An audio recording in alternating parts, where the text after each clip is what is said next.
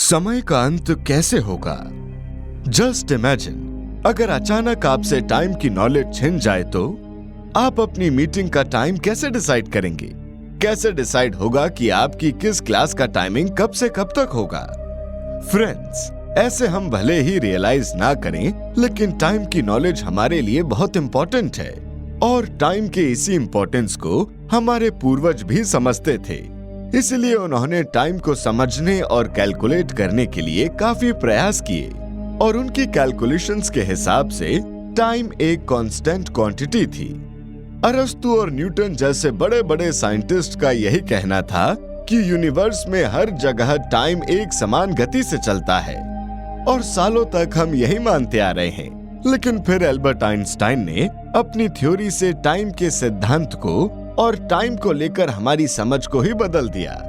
Einstein के हिसाब से तो टाइम सिर्फ एक इल्यूजन है और पूरे ब्रह्मांड में इसकी चाल एक समान नहीं है। उन्होंने बताया कि यूनिवर्स के हैवी ऑब्जेक्ट्स जैसे कि ब्लैक होल के आसपास टाइम धीमी रफ्तार से चलता है, लेकिन जैसे जैसे हम ब्लैक होल से दूर जाएंगे समय की चाल तेज होती जाएगी। तो आखिर समय है क्या? अगर सीधे सीधे समझें तो बदलाव ही समय है। पास्ट में चीजें कैसी थी और आज कैसी हैं, इसी परिवर्तन को मेजर करने के लिए समय का इस्तेमाल किया जाता है।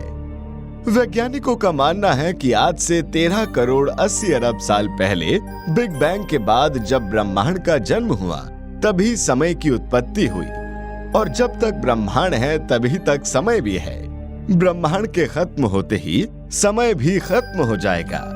अब आपके मन में ये सवाल आ रहा होगा कि समय का अंत होगा कैसे, और आपके इसी सवाल का जवाब हम आज की इस वीडियो में देने वाले हैं। दोस्तों, हम सदियों से यही मानते आ रहे हैं कि जैसे जैसे टाइम बढ़ रहा है ब्रह्मांड की लाइफ भी बढ़ती जा रही है।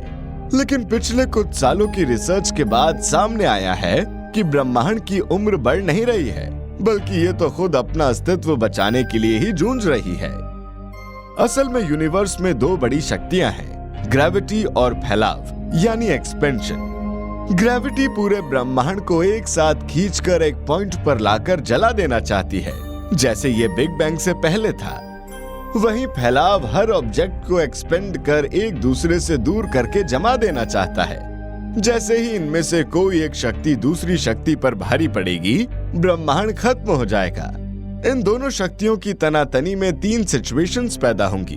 पहली सिचुएशन में अगर ब्रह्मांड का फैलाव ऐसे ही चलता रहा तो बिग फ्रीज की कंडीशन आएगी, जहां पूरा ब्रह्मांड ठंडा होकर जम जाएगा।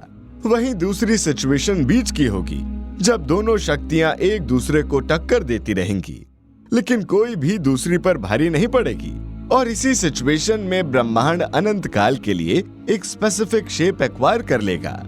तीसरी सिचुएशन ऐसी होगी जब ग्रेविटी की जीत हो और पूरे ब्रह्मांड को खींचकर वो एक ही पॉइंट पर ले आए। ऐसे में सारी ऊर्जा एक ही जगह इकट्ठी होने से ब्रह्मांड जलकर खाक हो जाएगा और ये सिचुएशन कहलाएगी बिग क्रंच। ये सिचुएशन ब्रह्मांड के साथ साथ समय का भी अंत कर देगी। ऐसा भी हो सकता है कि बिग क्रंच के बाद फिर से बिग बैंग हो और एक नया ब्रह्मांड बन जाए। अभी तो हम एक बैलेंस्ड सिचुएशन में हैं, जब यूनिवर्स में ग्रेविटी और फैलाव के बीच एक बैलेंस बना हुआ है और यूनिवर्स स्टेबल है। लेकिन ये कब तक स्टेबल रहने वाला है, इसे समझने के लिए जब स्पेस साइंटिस्ट ने स्टडी की तो उन्हें पता चला कि स्पेस में बहुत कम गैलेक्सीज और मैटर मौजूद है। अब क्योंकि मैटर कम है तो ग्रेविटी भी कम होगी, क्योंकि ब्रह्मांड में जितनी भी ग्रेविटी मौजूद है वो मैटर की वजह से ही तो है।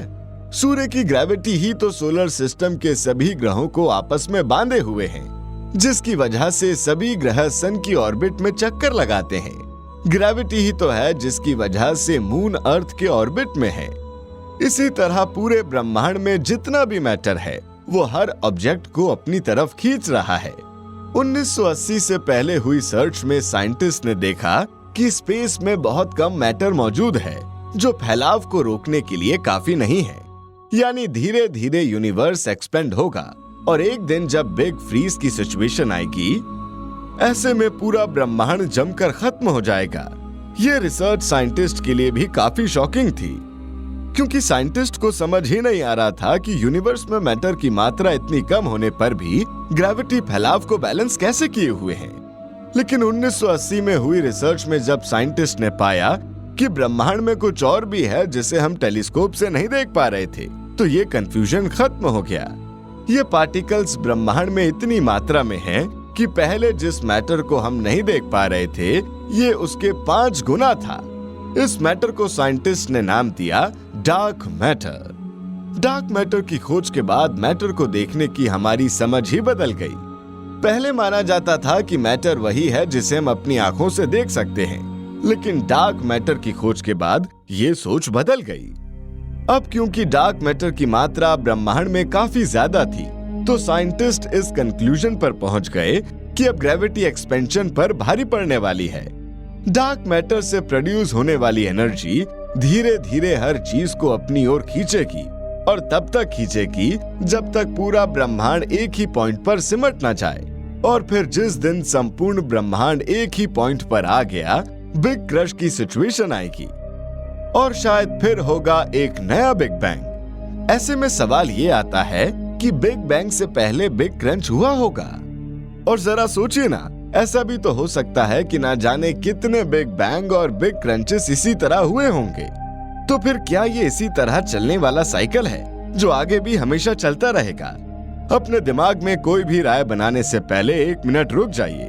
दोस्तों, अभी तक की जानकारी के हिसाब से ग्रेविटी फैलाव पर भारी पड़ रही थी, लेकिन साइंटिस्ट ये नहीं समझ पा रहे कि अगर ग्रेविटी फैलाव पर इतनी भारी पड़ ही रही है, तो बिना किसी एनर्जी के ये फैलाव हो कैसे रहा है।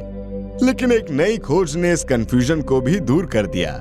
साइंटिस्ट ने पता लगाया कि फैलाव स्पेस में मौजूद खाली जगह से हो रहा था।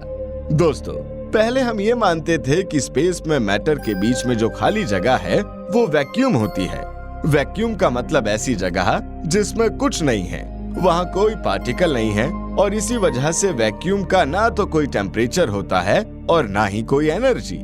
लेकिन बाद में सामने आया कि ये सच नहीं है। खाली जगह में भी एक एनर्जी होती है जो ग्रेविटेशनल रिपल्जन पैदा करती है। इस एनर्जी को डार्क एनर्जी कहा जाता है। मोटे तौर पर आप ये समझ सकते हैं कि डार्क एनर्जी एक तरह से एंटी ग्रेविटी पैदा करती है।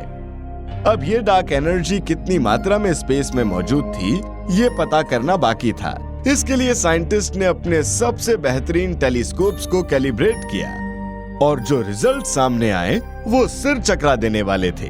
ब्रह्मांड में मौजूद डार्क एनर्जी मैटर की 3 गुना थी, और सबसे ज्यादा दिल दहला देने वाली बात ये थी कि ब्रह्मांड जितना ज्यादा एक्सपेंड होगा, उसमें डार्क एनर्जी की मात्रा उतनी ही ज्यादा बढ़ेगी, क्योंकि उसमें खाली जगह भी उतनी ही ज्यादा बढ़ेगी ना। अब आप खुद ही सोचिए, जब डार्क एनर्जी रिपल्शन पैदा करेगी तो ये गैलेक्सीज को एक दूसरे से दूर ढकेलेगी ना, और इस तरह उन दोनों गैलेक्सीज के बीच में और ज्यादा स्पेस यानी कि वैक्यूम पैदा होगा, और जितना ज्यादा वैक्यूम होगा उतनी ही ज्यादा डार्क एनर्जी होगी। यानी डार्क एनर्जी एक ऐसी शक्ति है जो खुद अपनी शक्तियां बढ़ाने की ताकत रखती है। इस बात से आप ये भी समझ गए होंगे कि क्यों ब्रह्मांड के एक्सपेंशन की स्पीड लगातार तेज होती जा रही है, क्योंकि अपने हर फैलाव के साथ डार्क एनर्जी की मात्रा बढ़ रही है, जो और तेजी से ब्रह्मांड में मौजूद गैलेक्सीज को दूर कर रही है।